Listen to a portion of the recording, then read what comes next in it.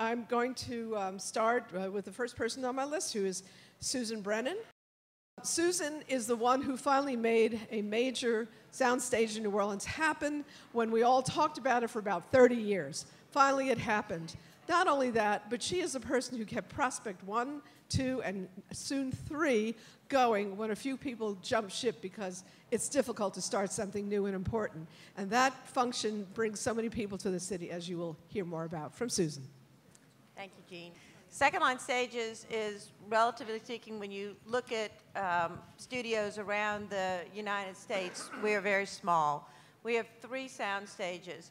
But when we built it green because I think everyone who is building these days should be building, you know, eco-friendly. And so we are the only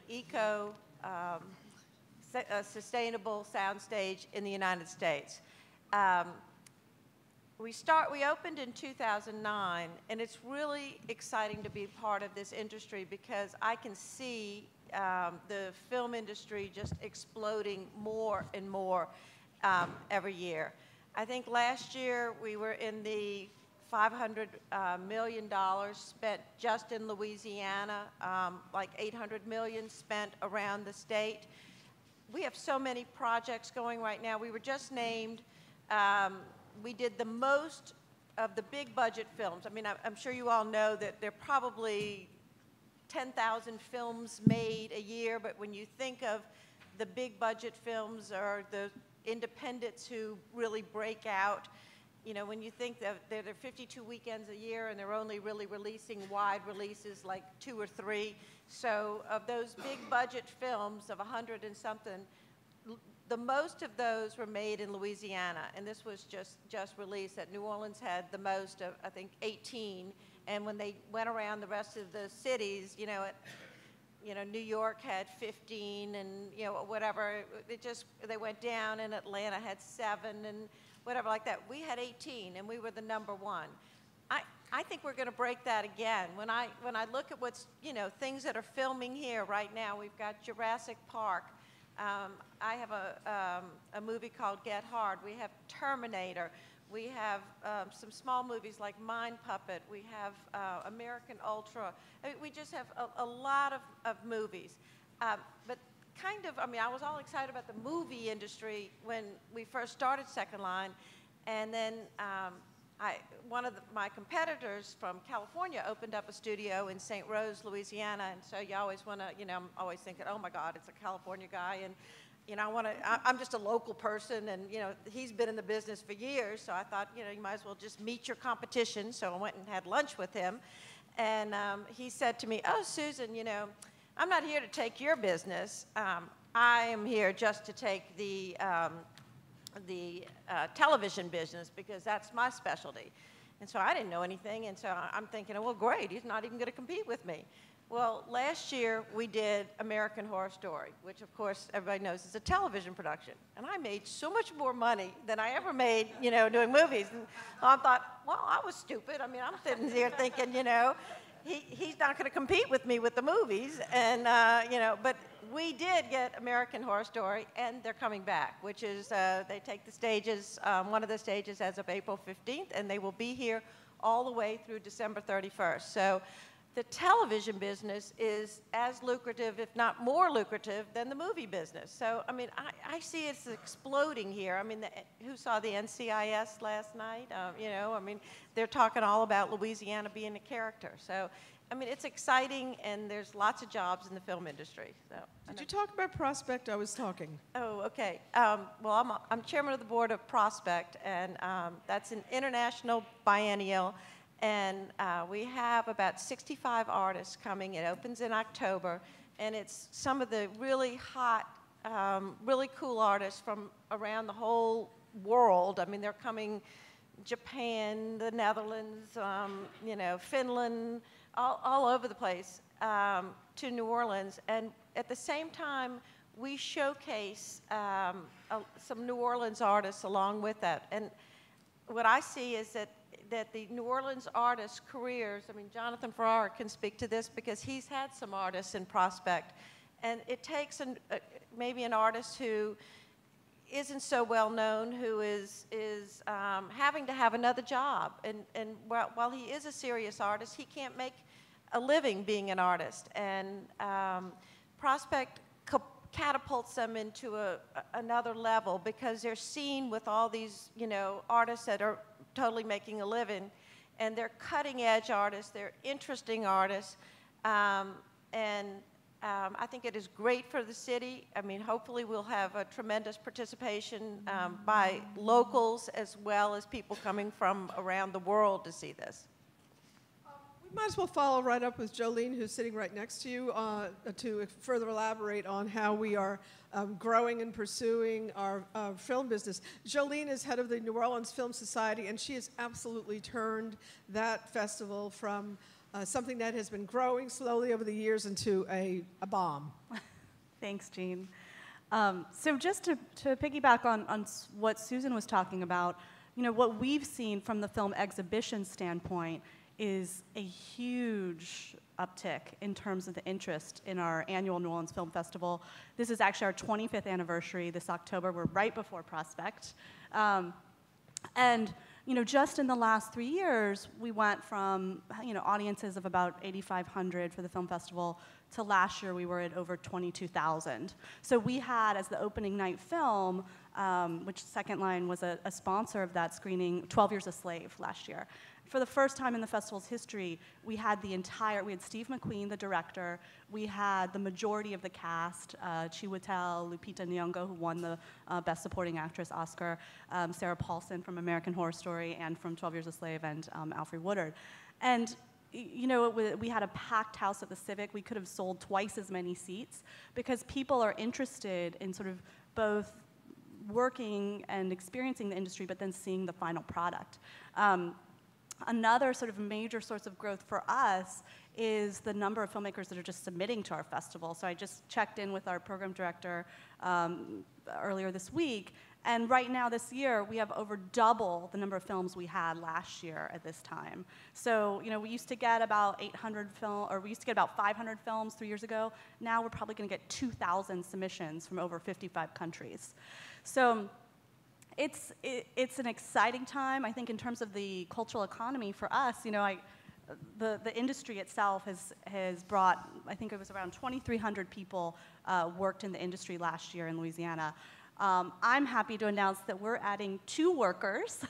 We just posted this week that the New Orleans Film Society is hiring for 2 positions that are year-round positions. And so we'll be at the largest that we've ever been in our 25-year history. And you know, in terms of one of our major points of focus is really to take the folks who are indigenous filmmakers here, emerging directors, and give them a platform to share their work, and to sort of connect with folks in the larger industry so that they can really sort of build their career. There's been so much talk about the success story of Court 13 and Beasts of the Southern Wild, but there are a lot of filmmakers that are sort of working in that same collaborative model that those guys were working at when they made that film, and they just need people to sort of see their work and to make connections with the larger industry beyond our state. Jolene, address what the implications are of all of the film work in the city for all these other disciplines in the creative industries. Sure. I mean, there's so many jobs within a film set that's not just actually being behind the camera. You know, there's sort of architectural positions, set design, there's hair and makeup. I've seen a lot of, the woman who won the Oscar this year for Best Hair and Makeup is a NOEW graduate. She did the makeup for Dallas Buyers Club on a $250 budget. So there's really a lot of opportunities within, you know, there's also sort of the culinary arts, craft services has exploded here because these sets need, you know, and they're willing to pay for quality food. So it really trickles. I mean, I was surprised. And you steal all my interns, too. Every time I turn around, an intern says, oh, I have a new job with the film crew. Yay. The amount of creative labor that it takes is staggering. And, you know, and I think more people see it as a way to go from film to film to film. As, you know, if you've got 18 major productions in the state, that's just the major productions. We had, you know, 60 projects film here in Louisiana last year, sort of Let me pass the mic to Chuck Perkins, who's proprietor of the Cafe Istanbul. I'm sure most of you have already been there. It's almost more of a community center and, of course, an entertainment club. But Chuck, the other day you told me that you have a lot of film things happening in your establishment. Yes. Well, Put that mic up to your mouth. I know you talk loud, but.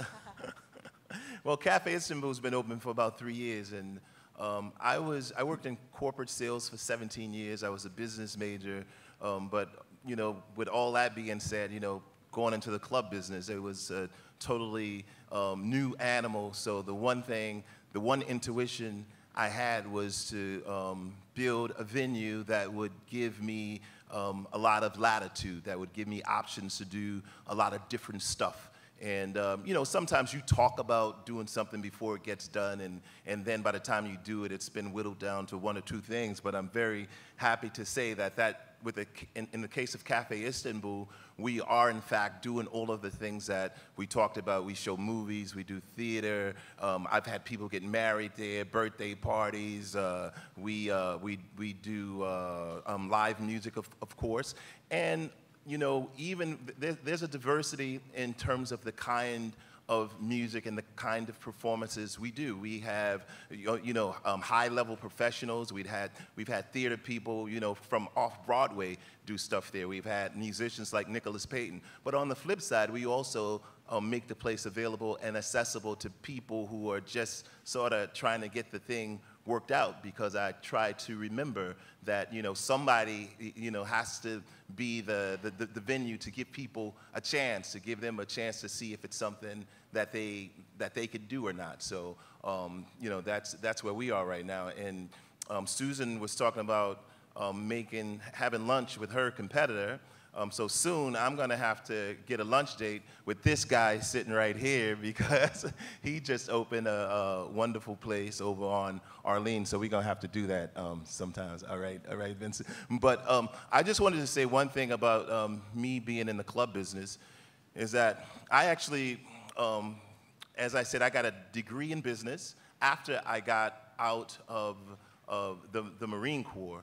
And so after I worked in corporate sales for over 17 years, the other notion I had, you know, when I wanted to just go out on my own and try to make a living doing the things that I love, I realized that I would just have to have a lot of different revenue sources, that I didn't want to just lock in on one thing and try and make it, because I'm married, I have 2 daughters, and you know, so the financial side for me was something that was really important. And so I'm a poet and I perform, you know, I've been to Europe the last 5 years. Sometimes I'm invited to universities and schools, and I do stuff like that. So, but it's a stream of revenue as well as my club, and I own a few rental properties. Hopefully one day I could be so successful I could maybe focus on one thing, but right now, just being sure to have several different revenue streams is the thing that's really allowing me to maintain, you know, everything that I'm doing Which is a national pattern. I don't know how many of you saw a story that just came out in the news a couple days ago in the New York Times about the number of people who are working 2 and 3 different jobs at the same time, so-called jobs. They're doing different projects, careers. It's a product in part, again, of the disappearance of many of the jobs that used to be part of the industrial society, and we're still having to create new things. But before I asked you to push it out, we might as well go right straight to Vincent, because you mentioned the exciting new Carter Theater that is coming back to Orleans, a very, very important landmark for us who live in that area, which I do, and so we're thrilled to see it. But I just wanted to mention again that, I don't know if he said it because he's modest, but he's a phenomenal spoken word artist. And every time I have booked him at various events, people have just, get that name and number. You know, he's fantastic, very creative, and a tremendous observant of the city. Vincent Sylvain is one of the, you know, when you say mover and shaker, this is one of the ultimate. And he works kind of as I do, but on another level, in the political realm, in the civic realm, in the communications realm, and now in the theater realm. Tell us about Carter Theater, and then tell us a little bit about your communications patterns. First of all, y'all heard him. Chuck is paying for lunch for me. So we're going to go ahead and get that confirmed. We're extremely excited at the Carver Theater. What we have is a classic example of adaptive reuse of a facility within the framework of a neighborhood, an existing neighborhood. That project was important to me, particularly because of the history and the significance of the theater. Throughout New Orleans, there were a number of, as they called them then, exclusively Negro theaters, where only blacks were allowed. When I read the background and the history of the Carver and how folks use words, it was interesting because it made it appear as if these were country clubs with exclusive use. Those are not terms that are usually associated with the African American community, where the truth was we were not allowed in the other theaters around the city. The other thing that was unique about the Carver and its existence is that when it was built, it was designed and boast of being one of the better theaters anywhere in the country. Definitely in the South. It was based on a theater out of Boston. With a unique aspect, as the Carver was being opened, at the same time there was a debate going on in the community about the conditions at some of the other theaters, particularly Lowe's, that the blacks were complaining about the conditions, the fact that there weren't any Negroes working at those facilities, the fact that they had to go up the rickety stairs that they felt was dangerous. And plus, it was also a constant reminder that you were a second-class citizen. Because of that, the Carver was built without a balcony. So that in itself made it unique and different from most of the other theaters. We're scheduled for opening on April the 30th. April the 30th, we're going to celebrate ribbon cutting. That's going to serve as both a ribbon cutting for the opening of the theater at 10:30 that morning, as well as an International Jazz Day celebration. I know Chuck's probably going to have some celebrations that afternoon at his place, but we're going to encourage each one of you to come by. The opening is free, open to the public. We're going to have lots of great entertainment. And what we've chosen to do for our opening is keeping in concert with International Jazz Day, is focus on jazz education. So the NOCAs, the Heritage School of Music, Newell Norman's Jazz Band, several others, are going to be paired with professional jazz musicians throughout the day so we can show that linkage where they pass the microphone, where they pass the drumstick from one generation to the other. And that celebration is going to continue. And I think we've put the ink on the paper this morning with a film presentation that the Smithsonian did that involves Dr. John. And then later that night, we're going to close out the night with a forte event where Donald Harrison is producing a show, and he will be performing. We want to get the tourists in that neighborhood. They're coming on foot now. They're coming on these pedicabs. They're visiting the Willie Mays, the Dookie Chase, the Little Dizzies. We want to incorporate that into the Treme experience, where we tie in some daytime events where people can see how jazz is made, for instance, at 2 o'clock in the evening. Or if we have a play that's scheduled for that weekend, that they can come in and look at the live rehearsal. Similar to what you see with the making of these movies, that folks are excited about not just seeing the movies, but how those movies are made. So we're going to do some of those same type things at the Carver Theater.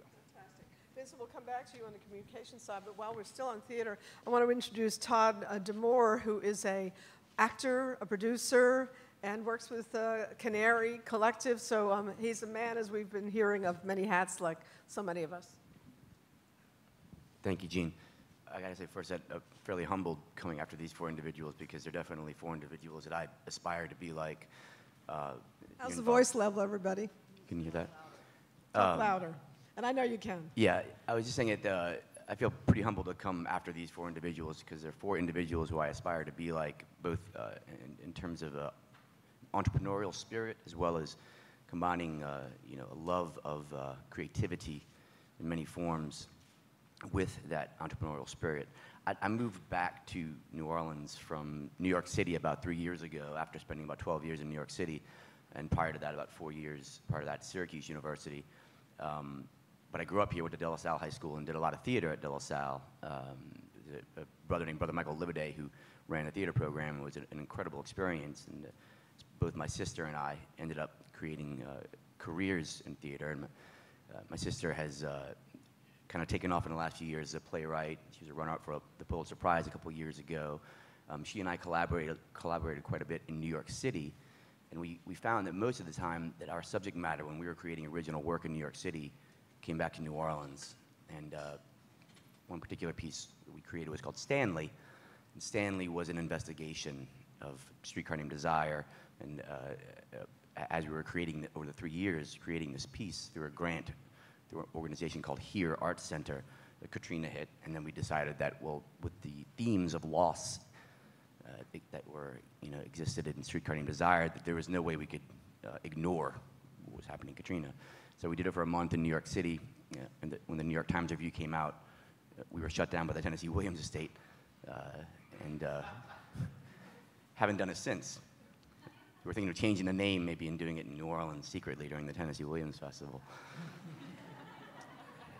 Not long after that, I decided to move back to New Orleans after 12 years in New York because I was I was writing a screenplay with a friend that also had fallen in love with New Orleans, and we realized that the screenplay that we were writing, we were writing it, but in essence we wanted to recreate something that was in the style of John Cassavetes and Mike Lee that was very improvisational. So we came down here and we started going to my mother's family property up in Covington on the Bogafalaya River, and we started doing these workshops, improvisational workshops, and creating the film. And it was at that time that I realized, I just thought to myself, what am I doing in New York City? That I should just be here.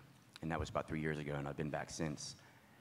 Since then, I've been super fortunate to become pretty involved in the theater community with Southern Rep, with a few of the other burgeoning theater companies. A play called Lily's Revenge that we did a couple years ago that was produced by a guy named Taylor Mack, which won an Obie in New York City. We did it here. And I realized in doing that show that the play that won the Obie in New York was created by a drag performer who was one of the most incredible performers I knew, and he was a part of this fellowship that I was a part of in New York City. And it was the first time the show had been done without this particular performer, Taylor Mack, playing the lead role. And it's about 50 characters, 5 acts, 5 directors, 5 hours long, and we inhabited the Den of Muses where the floats built for Crew de Vue. And I had never had an experience like it. The play really truly was about bringing different members of communities together, and Taylor Mack himself said it, the writer said, I've never seen or imagined the play that I wrote truly inhabiting this idea of community and many aspects of community. All colors, all classes, all races. It was really an incredible experience. So I realized when I came back that there was a truly burgeoning theater community, and that it's something that I want to kind of see grow. I was at the Big Easy Awards a couple nights ago, and again, I keep having these experiences, realizing that I don't want to see this slow down, this growth. I was doing a workshop at Steppenwolf Theater in Chicago about 6 months ago, and I was so jealous. I was so jealous of the number of theaters that they have. Yeah, I was so jealous. I took a show called Venus and Fur from Southern Rep up to the Jiva Theater in Rochester, and I thought to myself, it's not fair that they have this armory that they bought in 1979 for $1 because he knew somebody who was, a buddy with a city council member, and it sold for an auction, and they have this gorgeous palace for a home that is a theater, and I was jealous. And so I was sort of been harnessing this jealousy, this envy, and at the same time realizing how much this theater community is growing, and realizing that I guess there has to be some patience too. When I ride my bike by the Carver, frequently now, you know, it's one of those moments of like hope. Salivate. Yeah, I salivate. It's a great feeling to see these kind of things. Chuck has one of the most incredible venues.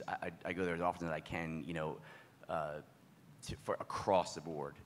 Just incredible performers, and I love that. Let me ask you something. Let me just, what do we need? What do you need? As we go through these discussions about what you're doing and why you're back here and what it means to be back, I want to address what do we need, because we do have people in the audience who can make a difference in pushing things forward. So what do you think is the critical factor that would achieve a breakthrough in the theater community? So many people now working in theater, more so than before the storm. But how do we get to the next level? Teaching emerging artists how to raise money.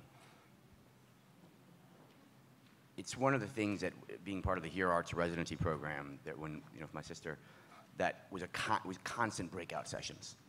And it's not just that, but you know, as I look at Amy Hayes looking for a home for Southern Rep and hopping from place to place, CAC, and seeing other spots open up that say, I say, Amy, try that, and her having to operate around the politics. You know, it's teaching these young emerging artists, many of them who have come to New Orleans after Katrina, how to raise money and how to manage fundraising. And then for those who are already pros at it, like Amy Hayes, and so having the community support them and say, here's a spot where you can have a permanent home, and let's support get it done. Let's get it done. Okay. Yeah, and that's the main part, I think. Todd, I want you to pass your mic, please, down to Tabitha. I know you're pronouncing your name wrong. I always do. Tabitha. Bethune, who's Tabitha. a fashion designer and a manufacturer and a retailer shortly. What? No? Yes, Tabitha. Tabitha. Oh, I was right You the did first it time. good. Okay. No. And I want you to talk about what you're doing, and then I'm going to go from there to Marcel, who has Beta, which is a home for many of the people in the fashion industry. Can you believe what's happening in the fashion industry in New Orleans? A little bit of applause for it. I mean, it's incredible. And theater, all of these areas, but this is one that I didn't expect. We did fashion shows as part of some of our fundraising, and then all of a sudden my eyes opened and my ears opened, and I said, oh my goodness, Fashion Week, Fashion New Orleans. Well, my name is Tabitha Bethune. My husband and I started the Wildlife Reserve. The Wildlife Reserve is not about animals, I'm sorry, but it's called the Wildlife Reserve because just like you would take a wildlife and you would take those animals and you would protect them and educate people about them, we do the same with fashion. So the same way they protect animals, we believe fashion should be protected as well. And we do that by creating limited number clothing, so everyone's not walking around looking the same way. We had the Ralph Lauren approach to fashion. We started with neckties. And from there, we created an amazing package tie. Well, I can't say we, my husband did it all by himself. And I said, good job. And we created this amazing package for our neckties, and then we numbered each one of them. We got picked up by American Hipsters. It was a YouTube video, and it went viral. And because of it, we were able to be picked up in a number of mini stores around the world. Last year, which is really odd, my husband and I, we wanted to start with ties because accessories is a way to start any brand. And we started there, and we were going to grow into more. Last year, I came in and I was complaining. I wasn't complaining, I was explaining that we had trouble finding funding. Brooks Brothers does our manufacturing, and they give us a line of credit, but I couldn't get a line of credit from a bank. And the problem is because they care more about your credit score than your true passion or your vision. And so through my frustration of that, I had this really, I moved my neck and I was talking, and people like that. And then afterward, the audience, all these artists, I can feel their excitement about, yes, we need more involvement from the community. Don't just tell me you're going to help us. Really help us. When I left, I had a stack of cards. People saying, call my brother, call this person. And I was just really emotional because I felt like, how could this really happen? How can we really make this dream happen? And there was one card that I got, and it said, call my husband. And it happened to be Arthur Pulitzer, who my husband knew and had been talking about for years. And he had, his family founded Wembley Tie Company. And so when I called him, I just started crying that day. And I said, oh my goodness, my husband knows you. And my husband said, I'm very sorry, sir. And through that, Arthur said, come over. I want to talk to you. Now, mind you, this was not about money. Till this day, I haven't gotten a dime from Arthur, not yet. But what this was about is Arthur sat down and he said, tell me what you guys want to do. Let me hear your dream. Let me hear what your passion is. And he just listened to our dream. And when you tell others what your passion is, you're also preaching it to yourself. And so through that process, Arthur just helped us to really understand what we wanted to do and help us to find a good strategy in which to get it done. And because of that, my husband and I are now opening our store on St. Charles and Canal, downtown, because we wanted to bring fashion back and wanted to bring people to say, we're gonna go downtown to shop. We also do custom clothing. Upstairs, we have 7 machines to create any type of garments. We're gonna be doing custom clothing for women upstairs as well as men. And then downstairs to the left, we have our school where we're going to be working with 6 students, and every year we're going to launch 6 clothing lines. Right now, our day of opening is the 18th, and on the 18th, we already have 5 lines that my husband and I have helped to launch. And then upstairs is a showroom. To have the opportunity to say, I have a showroom on St. Charles Avenue is a beautiful gift. And because someone gave us the opportunity to say, I believe in your dream, we want to be able to do the same thing.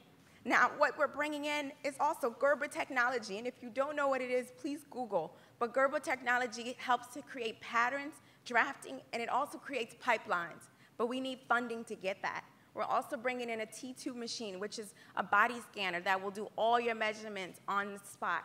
You just walk in and it scans you. That's technology that has not been touched here. They got the money to get it. I know y'all gonna buy it for yourselves, but if it could be in my store, that's our vision, is to bring it downtown because it's gonna benefit the film industry. In that space, we're gonna be working with stylists and teaching them how to be a stylist, and we're looking for people from your facilities to come in and do those workshops. It's a paid gig. Everyone's gonna get paid. It's not like just donate, donate. Those people who are in the art who want to give back, you'll get paid to give back. And if you don't want to get paid, that's fine. I'll accept. But it's a way where we can actually come together as a community. The competition has to stop. We're co-workers. When we see each other as co-workers, then it's going to grow. People say, oh, you're going across the street from Rubenstein. Oh, that's competition. No, it's not. If I can bring someone downtown, they're going to cross the street and go to Rubenstein. And that's how we're going to grow within the business. The fashion industry in New York survives because they live in a certain community. And we believe that downtown can bring that same fashion industry again. Kurt likes to hear that. Downtown, that's it. Yes. Tabitha. She's got it going on. Isn't that amazing? Let's see, retail, fashion, education, theater. Marcel Wisnia runs a development and architecture firm that has been important in making some fabulous places happen in the city. And you know about Beta, and you know about the Merchant Cafe, because if you haven't been to Merchant Cafe, ooh, save a few calories, I guess, but not a good idea. Fabulous, and he's a member of the board of the Creative Alliance of New Orleans and has been an incredible support to us. So I'm excited to introduce Marcel, and then after Marcel, I'm going to go to Jonathan, who kind of went through the same process that Tabitha just described when he first got into the art business. So we'll take it from there. First of all, it's a hard act to follow, I think. But that said, as Jean said, I'm an architect and a real estate developer practicing in New Orleans for many years. And we've had, the way we felt we could best contribute to the recovery of the city of New Orleans after Hurricane Katrina was not to do what many of our colleagues did in getting involved with FEMA projects and trying to rebuild damaged buildings, but to use our skills as both developers and architects to take, for us, what was a pretty bold step in buying downtown real estate at a scale that was larger than we were accustomed to developing and assist by being part of the recovery through the architecture and real estate development process. What I understood and have really my whole career is that art and architecture go hand in hand. It's very important that one showcases the other, that in many cases that the architecture becomes a backdrop to the art. And so the first project that we did in New Orleans was a project called Union Lofts. And I was approached by an artist early in that project asking me if he could contribute to the project. We had, that's Terrence Sanders, many of you know Terrence, and Terrence ended up doing 33 individual art pieces in that project. And it was highly successful. And then we went on to work together in a building called the Saratoga Building on the corner of Tulane and Loyola. And Terrence curated an art collection in that building called the Saratoga Collection. It's 64 pieces of art from 41 emerging artists.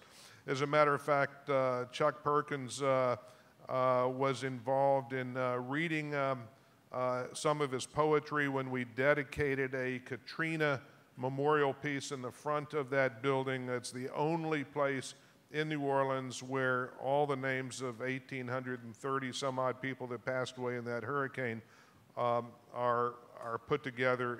It's almost, it's etched into the face of the building, almost like the Vietnam War Memorial. But what we do for a living is we're problem solvers, and we tend to look to the arts in helping us solve those problems. Another project that we did is called the Maritime Building, and that's what Gene was referencing. And we have two very unique spaces in that building. One of them called Merchant, which is a great Ely coffee shop and cafe, and the other is called Beta, and Beta is a shared workspace. And certainly New Orleans, we're seeing shared workspaces blossoming in all areas of the city, and it really is the future type of workspace in this community, and I think all over the country. But that being said, we look to focus on the creative industries for filling our 20 workstations and 8 offices. And so what Gene was referencing a few minutes ago is the film industry was one that we focused on and have been heavily involved in NOLA Fashion Week from the start. All of that work originated out of Beta. And we had a ground floor space in the ground floor of our Stevens garage that was vacant, and so for 2 years in a row we opened that up to NOLA Fashion Week, and all the runway shows were done in that space. And although giving back to the community like that is important, it's a win-win because it really helped brand the building in a way that, that I think benefits us and the entire community. And we are such strong believers in the future of the creative industries that our next project, and we've struggled to put the economics together, but I think we're getting close, is one called Stevens Garage, or we just call the Garage. And it's also on Carondelet Street between St. Joseph and Julia. And we've got it's a big old parking garage that we're converting into a mixed-use building, and the ground floor will have about 21,000 square feet of commercial space or retail space. And we've looked at a lot of different uses, trying to really focus on the highest and best use. And today we know that that is working with the creative industries, with the film industry, with the fashion industry, with the music industry. And so what we've accomplished at Beta is going to be expanded dramatically, something 5 or 6 times as large on the ground floor of this building, high exposure, sitting just half a block away from the new NOEW, the new hospitality and culinary program that's going to be that's going to come out of the Artworks building that has been vacant for so many years. So we're excited, and I think if all of us in this room and certainly everyone in this panel continues to focus on the creative industries and the impact that has on our community, then clearly we're going to be building the community that we all want to live in. Great final statement. And so I was around when Jonathan first started, and I think the first show was up on Magazine Street. The gun show, was that one of your first? It was one of the first when I had Positive Space on Magazine Street. So I know all about a lot of things that people are talking about because when I moved here, I became a corporate fundraiser as a corporate job, and I split that very quickly after about a year and a half. I quit my job, sold my car, and decided to pursue my painting. And in doing that, I waited tables at nighttime at the House of Blues for 5 years. I rode a bicycle for 5 years. I opened my first gallery on Magazine Street, right where it splits. It was called Positive Space. It was a cooperative gallery, alternative space, whatever you want to call it. It was still commercial, and we still had to pay the bills. So from 10 in the morning till 5 at night, I worked at the gallery, and from 6 until 1 in the morning, I waited tables and sucked money from tourists to pay for my artistic crack habit. So I know from whence I come, and that was 20 years ago, and luckily I'm still doing what I set out to be doing. Not really sure that this is what I set out to be doing, but it kind of is what it is. My gallery now I represent about 20 artists that are local, national, and international artists. My gallery has exhibitions monthly. I do art fairs in New York, San Francisco, Miami, Los Angeles, Houston, Basel, Switzerland. I do museum exhibitions across the country. I place works by New Orleans artists and other artists in places like the Whitney Museum, the Los Angeles County Museum of Art, the Houston Contemporary Museum, the Brooklyn Museum, major collections across the country and the world.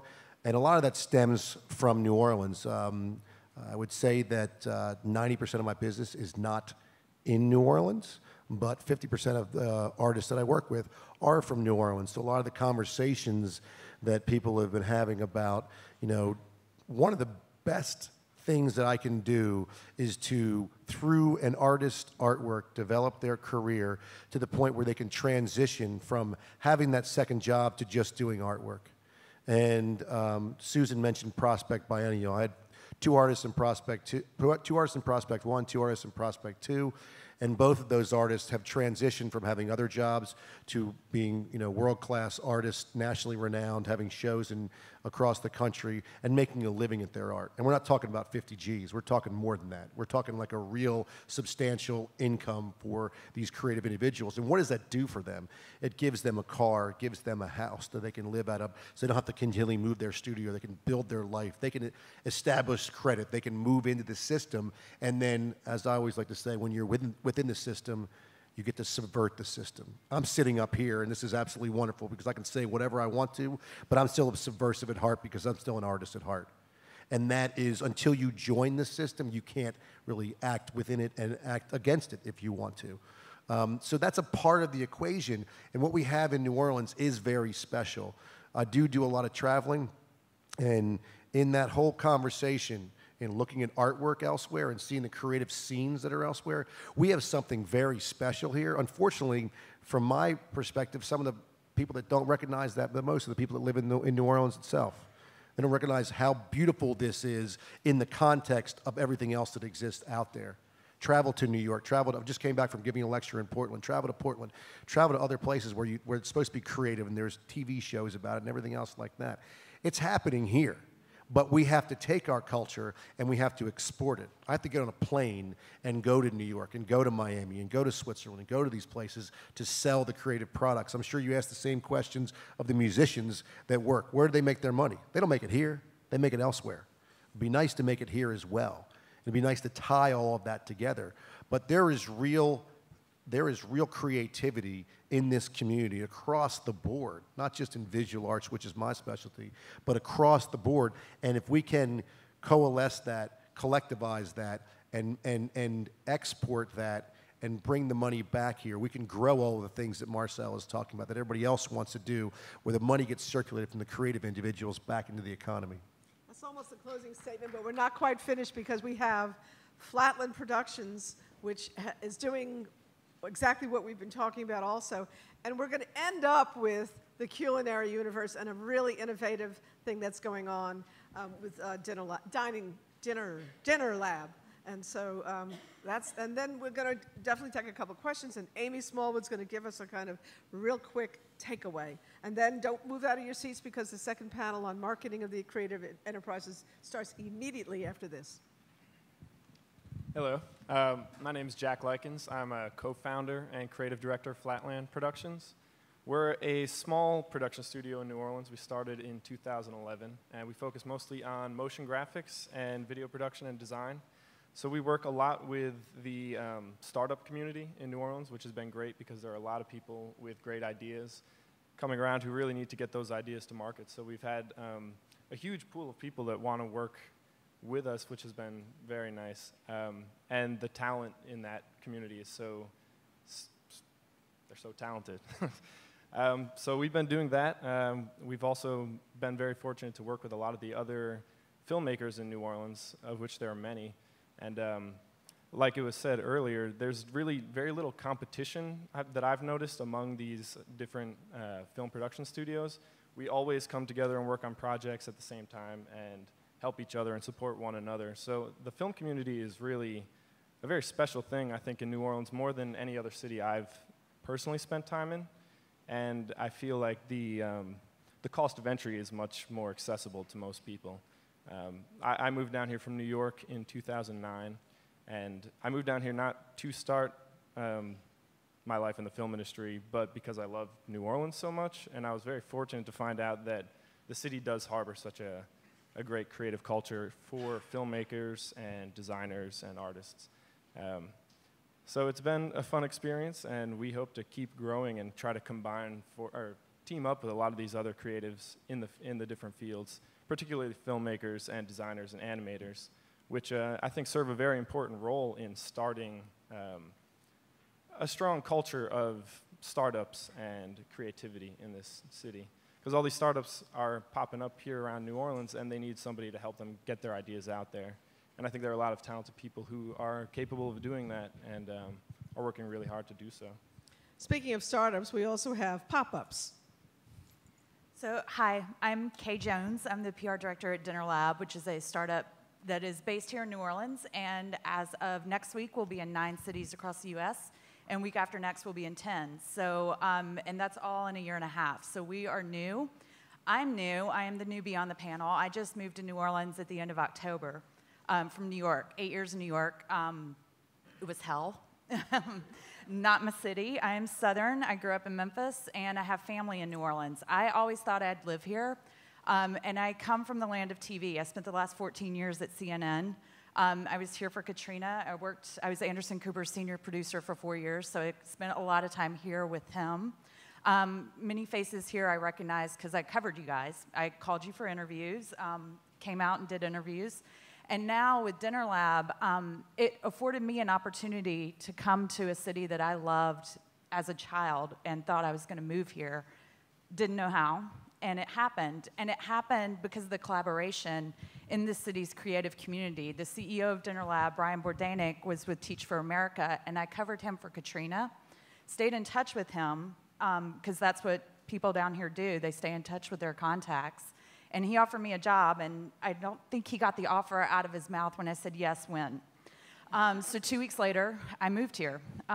So it's great, it's awesome, but the Dinner Lab community is really interesting because it's a startup, and it's a startup that the way it started is not what we do today. The way it started was an idea to have late night, high-end dining, and that lasted about 2 dinners. We realized that people were way too drunk to enjoy really good food at midnight. We're still New Orleans.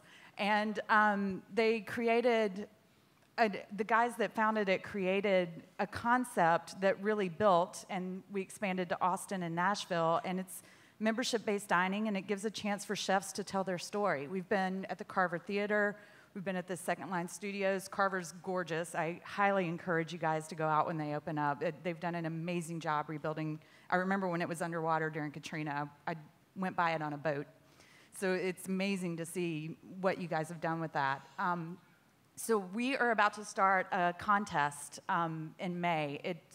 Somehow we got it in Mashable and Business Insider, and people all over the world are interested. But we're going to take chefs, tour them around the country, and rely solely on diner feedback and data to create an opportunity for one chef to open their own restaurant. A lot of chefs really want to open their own restaurant. They don't have the means to do that, and we are hoping to provide them the means to do that with funding, introducing them to investors, and also just giving them a chance to try out their menu before they actually put their own money in the restaurant. They get the feedback, they find out what works, what doesn't work, what they need to tweak, And it's what we kind of do right now, but now we're really going to take the data and we're going to work with these chefs on a daily basis and give them a chance to open their restaurant. So we're really excited. We're starting that in May, and we're hoping it'll be successful enough where we can do this more than once and offer this opportunity to other up-and-coming chefs, because it's really an interesting business, and there's some really, really talented chefs, especially here in New Orleans.